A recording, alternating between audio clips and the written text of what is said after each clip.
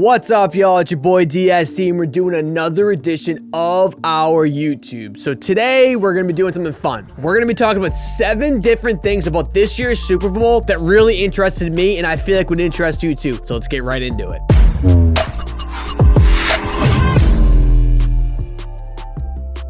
What's up, y'all? So this year's Super Bowl has come and gone, and let me tell you, I'm not very happy about it because I'm gonna miss football. I'm gonna really miss it. I love sports, as we know. But first, before we get into this thing, I want to say thank you so much for what has happened on this channel. This channel is growing. I've grown like 8,000 followers in like a couple months. It's been great, and it's really kind of a dream come true, so I really appreciate that, and I wouldn't be anywhere without you guys. So thank you so much, and once again, I really appreciate it. So going forward, I am going to shoot to post on every Wednesday for the foreseeable future at 6 p.m. EST, Eastern Time. That's the goal. Hopefully that stays that way. Could change, vary depending on the week, but I will let you guys know if I don't post on that. But that's the goal, every Wednesday. So let's get into the Super Bowl. Let's talk about the 7 different things that we're going to talk about. Number 1, how much is a Super Bowl commercial? Number 2, the most successful Super Bowl commercial in terms of views. Number 3, the average ticket price. Number 4, the highest watched market. So what cities watched the most of the Super Bowl? Number 5, how much was gambled on the Super Bowl? Number 6, how much did the halftime show make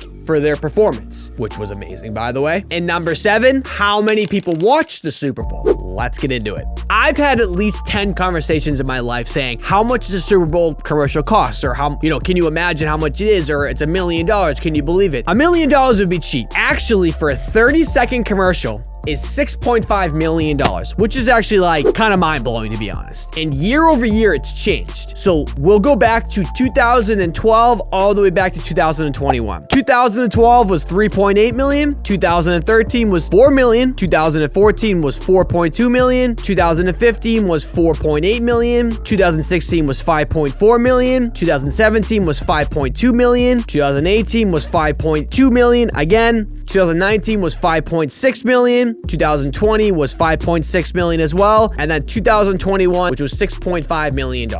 And then this year didn't really change. It was 6.5 as well. Within a 10-year span, basically, it has gone up $3 million roughly for a 30-second commercial, which is insane. Now let's go into point number 2, the most successful Super Bowl commercials. Now, everyone talks about their favorite Super Bowl commercial, whether it's like you think it's funny, or it was smart, or you think it was stupid, and you couldn't get it out of your head, so you talked about it all the time. All these things matter. And per YouTube, this is the top Super Bowl TV ads of game day views. Number 5 was the T-Mobile Miley Cyrus commercial. Number 4 was the Nope trailer. Number 3 was the Jurassic World Domination trailer. Number 2 was the T-Mobile Zach Braff and Donald Faison commercial. And number 1 was the Amazon Mind Reader commercial. So all these were good. I actually remembered all of them, to be honest. But one I feel like didn't get enough love was the Coinbase commercial. That was the one that it's just the boop, boop, boop, boop, boop, boop, boop, boop, boop. It was crazy. So many people were upset about it. They're like, this is so stupid. You guys are dumb, whatever. So, I was literally going up and trying to do my phone,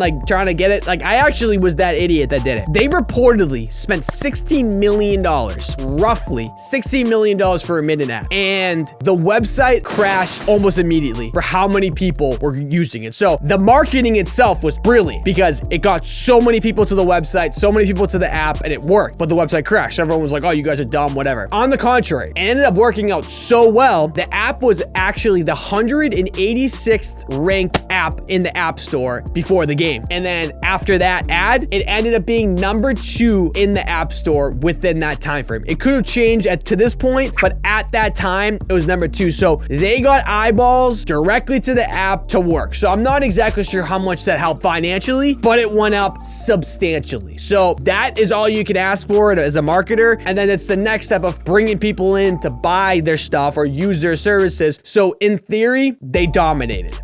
Number 3. Now, this is always a big topic. Every time people talk about the Super Bowl. It's so expensive, no one can go, the common person. That's usually true 95% of the time. And this year was included at 95%. A couple Super Bowls here and there, it's more affordable, where it's only $2,000. I mean, it's still expensive, but more reasonable. LA is not a good football town. because of all the celebrities, all the people that really believe that they're football fans. We'll get into that later in this video. The average ticket price was $5,915, and it went as high as $29,000. So insane. I mean, nobody that's a Cincinnati Bengals fan that lives in Ohio probably can afford that. And the only people that were there were all the celebrities. And as you saw, there was just, everyone was there. Like, I'm just gonna post a bunch of them right here. There was so many people there. And that's cool. It's a cool event, but it was a lot of, you know, I was there, kind of pink hat, no one's really a big fan type of vibe. Like, corporate world, I didn't really like that much. Like, and if you ask me, I feel like real fans should go, but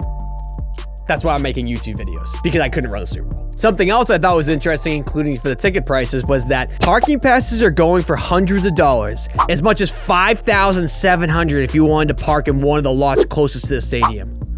Bro, I would walk 20 miles before I paid $5,000 for a parking space. Are you kidding me? I'm that guy. I'm cheap. I don't want to spend that. I already spent all that money in the Super Bowl. You know you're going to get in there, spend another, you know, $1,000 on beers or whatever, because everything's $1 billion in LA. No thanks. I'm not paying for parking. I will literally walk from Ohio if I have to not pay $5,700. Number 4, what were the highest watched markets in the Super Bowl? So I know I'm not saying this correctly, but whatever. What cities watched the most the Super Bowl?